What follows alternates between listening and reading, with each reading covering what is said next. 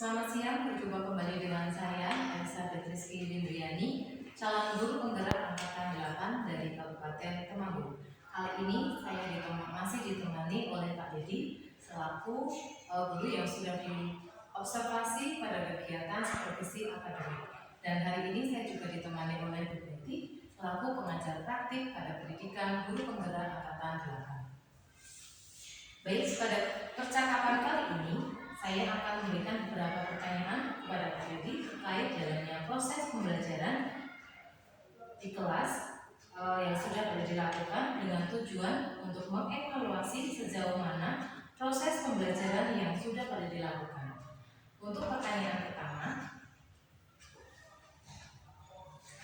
bagaimana nih perasaan Pak Dedi terkait dengan jalannya kegiatan observasi kelas yang sudah berlangsung? Baik, Lisa, untuk perasaan saya kemarin karena mungkin belum biasa sehingga ada perasaan tegang, ragu-ragu karena perasaan muncul karena kekhawatiran anak tidak bisa menerima apa yang saya sampaikan di dalam proses pembelajaran dan juga di mana proses pembelajaran harus saya lakukan semaksimal mungkin seperti itu. Tapi puji Tuhan, walaupun ada ketegangan dan keraguan, kegiatan pembelajarannya dapat berjalan dengan lancar. Baik, puji Tuhan ya Pak Dedi, kegiatan pembelajaran yang sudah dilakukan dapat berjalan dengan baik dan lancar. Baik Pak Dedi, kira-kira kendala atau kesulitan yang dihadapi Pak Dedi pada praktik pembelajaran kemarin itu apa ya Pak? Baik, dari pengalaman pribadi saya kemarin saat melakukan kegiatan praktik pembelajaran itu, paling pertama yang saya hadapi adalah berkaitan dengan siswa. Itu menjadi salah satu kendala pokok bagi saya, di mana dinamika kelasnya itu berjalan tidak secara efisien karena tingkat pemahaman siswa di kelas saya yang berbeda-beda. Itu menjadi salah satu tantangan dan masalah bagi saya secara pribadi untuk menyampaikan pembelajaran terhadap siswa.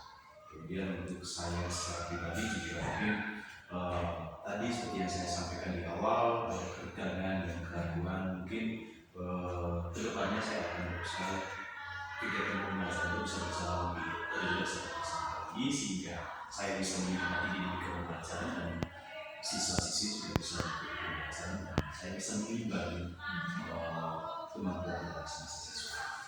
Kurang lebihnya seperti itu. Dari kendala atau kesulitan yang tadi sudah dijelaskan oleh Pak Dedi, kira-kira apa yang akan Pak Dedi lakukan ke depannya agar proses pembelajaran itu bisa berjalan lebih baik lagi dari kemarin? Tentu kedepannya yang paling pokok yang harus saya lakukan adalah saya harus lebih memetakan kelas saya dengan lebih efektif lagi sehingga dinamika di kelas saya itu bisa berjalan dengan baik.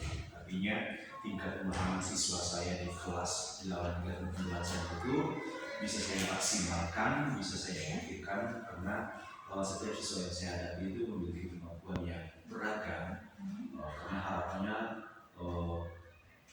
sisi pengetahuan atau keterampilan yang saya kembangkan di dalam kelas itu bisa tersampaikan dengan baik. Seperti itu. Baik, terima kasih Pak Dedi. Kemudian menurut Pak Dedi, tujuan yang hendak dicapai itu apa? Kemudian keberhasilannya itu bagaimana? Dan apa pendukungnya? Dan kira-kira kapan ya waktunya? Baik, untuk pertama yaitu tujuan keberhasilan yang hendak dicapai tentu melalui pembelajaran yang telah saya siapkan dari setiap capaian pembelajaran itu tentu ada tujuan pembelajaran yang telah saya jelaskan. Itu tujuan pokoknya, di mana secara aspek pengetahuan dan keterampilan siswa mampu menangkal dan memahami baik aspek pengetahuan dan aspek keterampilan. Misalnya di aspek pengetahuan, saya harapannya semua siswa itu mampu mendeskripsikan hubungan antar makhluk hidup dalam kaitan dengan rantai makanan, dalam hubungan antar makhluk hidup dalam kaitan dengan makanan yang berkaitan dengan rantai makanan dan juga berkaitan juga dengan jaring-jaring makanan antar makhluk hidup dalam ekosistem yang lebih besar. Demikian pun dengan aspek keterampilan yang ingin saya kembangkan melalui percobaan yang mereka lakukan seperti itu. Lalu tadi yang berikutnya untuk pencapaiannya berdasarkan kemampuan siswa tersebut, dan siswa memiliki kemampuan yang berbeda-beda ya, karena di akhirnya saya melihat siswa saya memiliki kemampuan yang beragam.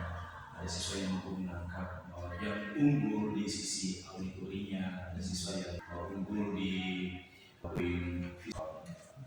estetiknya. Nah, di situ yang menjadi PR saya selanjutnya untuk memaksasi kurang lebih seperti itu. Oh ya, untuk rencana pengembangannya saya akan menyesuaikan agenda pembelajaran saya, yaitu pas saya implementasikan pelajarannya akan saya implementasikan secepatnya. Baik, terima kasih Pak Dedi. Mungkin bisa diceritakan kembali Pak Dedi tentang area pengembangan apa yang sudah dilakukan, kemudian langkah-langkah atau tahapan pembelajaran yang sudah dilakukan. Baik, untuk area tadi seperti yang telah saya singgung secara singkat, ada dua area, yaitu area pengetahuan dan keterampilan. Ya, untuk pengetahuan tadi saya mengacu pada tujuan pembelajaran saya dengan harapannya siswa bisa mendeskripsikan hubungan antar makhluk hidup dalam kaitan dengan rantai makanan dan juga hubungan antar makhluk hidup dalam kaitan dengan jaring-jaring makanan pada ekosistem yang lebih besar. Kemudian pada keterampilan yang saya kembangkan pertama harapannya karena siswa akan saya bagi kemarin saya bagi dalam kelompok kepada masing-masing kelompok itu saya akan mengkoordinasikan mereka untuk menyusun dan merangkai kembali cari makanan tentu dengan media gambar makhluk hidup baik hewan maupun tumbuhan yang telah saya siapkan, dan juga mereka akan menunjukkan berdasarkan ekosistem yang telah saya siapkan. Demikian pula juga dengan jaring-jaring makanan seperti itu. Jadi area pengembangannya itu pada aspek pengetahuan dan keterampilannya ya Pak. Nah, menurut Pak Dedi sejauh mana area pengembangan yang sudah ada disampaikan tadi, apakah sudah berhasil dilakukan di dalam kelas? Untuk keberhasilannya saya kira sudah cukup berhasil, karena memang ada kalau berdasarkan pengalaman tadi juga keberhasilannya saya masih cukup berhasil selama prosesnya. Namun memang ada beberapa hal yang harus saya perbaiki untuk kegiatan pembelajaran selanjutnya, karena menyangkut tingkat pengalaman siswa yang berbeda antara siswa yang satu dengan siswa yang lain, sehingga ketika di dalam dinamika kelompok ada siswa yang aktif, ada yang cukup aktif, ada siswa yang kurang aktif. Nah, di situ yang menjadi celah di mana saya harus memperbaiki dinamika kelas yang lebih efektif. Karena seperti tadi yang telah saya sampaikan, masing-masing antar siswa punya kemampuan yang berbeda-beda. Ada siswa yang hanya unggul atau kuat untuk memahami pembelajaran dari sisi auditori atau kinestetik atau visual seperti itu. Itu yang celah yang harus saya maksimalkan di pembelajaran selanjutnya. Baik, menurut saya tadi kegiatan pembelajarannya sudah baik ya Pak, dan lancar dilaksanakan walaupun memang masih ada kekurangannya. Nah, Pak Dedi, kira-kira menurut Pak Dedi kekurangan atau kendala yang Pak Dedi hadapi pada proses pembelajaran di kelas itu apa Pak? Kendalanya tadi pertama saya sampaikan bahwa berkaitan dengan siswa saya. Siswa kalau dari saya sebagai guru, kendala saya dalam kegiatan pembelajaran itu adalah kesiapan saya untuk memetakan kemampuan siswa, sehingga dinamikanya berjalannya relatif tidak seimbang, cenderung didominasi oleh anak yang memiliki kemampuan yang lebih tinggi. Terus dari siswanya sendiri adalah mereka yang sudah memiliki kemampuan yang berbeda-beda, walaupun sarana dan prasarana atau media pendukungnya telah saya siapkan. Baik, mungkin itu rencana pendidikan depannya ya Pak, pada proses pembelajaran kedepannya dengan menyesuaikan gaya belajar anak. Yang pertama ada visual, auditory, dan kinestetik. Mudah-mudahan apa yang sudah direncanakan itu itu dapat terrealisasi dengan baik dan dapat memberikan proses pembelajaran yang lebih baik. Saya tunggu cerita dari Pak Dedi, apakah nanti bisa realisasi dengan baik atau tidak. Kira-kira apa nih Pak Dedi bisa melakukan perubahan sesuai dengan rencana yang sudah disampaikan? Rencana untuk melakukannya saya akan menyesuaikan kegiatan saya maupun agenda kelas. Saya dapat mengimplementasikan kegiatan selanjutnya berdasarkan perencanaan dan evaluasi saya pribadi itu bisa berjalan dengan baik. Seperti itu. Ya paling lama mungkin dalam minggu akan saya coba implementasikan. Itu tadi dari pengalaman itu menjadi refleksi bagi saya untuk di mana celah dan celah di mana saya harus memperbaiki dari sisi saya ke sisi siswa. Satu lagi ya Pak, kira-kira masih ada nggak area dan proses pembelajaran ke depannya?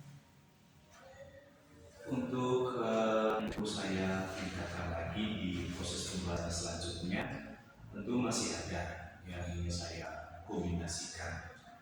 Misalnya tadi pengetahuan, keterampilan sudah ini adalah sosial emosional dan kemudian saya kembangkan juga berkaitan dengan refleksi siswa. Itu yang perlu saya tambahkan di dalam kegiatan pembelajaran karena kebetulan kemarin materi saya juga berkaitan dengan lingkungan hidup. Itu menjadi kesempatan bagi saya untuk membangun refleksi siswa terhadap lingkungan yang ada di sekitar. Lalu untuk area keterampilan mungkin saya mencoba untuk berkolaborasi di luar kelas, misalnya di ekosistem sawah atau di lingkungan untuk memanfaatkan lingkungan yang ada di sekitar sekolah. Baik, Pak Dedi, terima kasih atas jawaban-jawaban yang sudah disampaikan. Mudah-mudahan apa yang sudah direncanakan tadi bisa segera terrealisasi dengan baik ya Pak. Oke Pak Dedi, baik, terima kasih atas waktunya dan kesempatannya. Hari ini sudah kita berbincang-bincang pada percakapan pasca observasi. Saya ucapkan juga kepada Bu Dedi, terima kasih yang sudah mendampingi saya dalam kegiatan hari ini. Saya akhiri percakapan ini dan sampai jumpa pada lain kesempatan. Selamat siang. Sampai jumpa di kesempatan lain. Tuhan memberkati. Terima kasih. Good malah dari relax. Tak mati. Aku malah jadi ngelantur ya.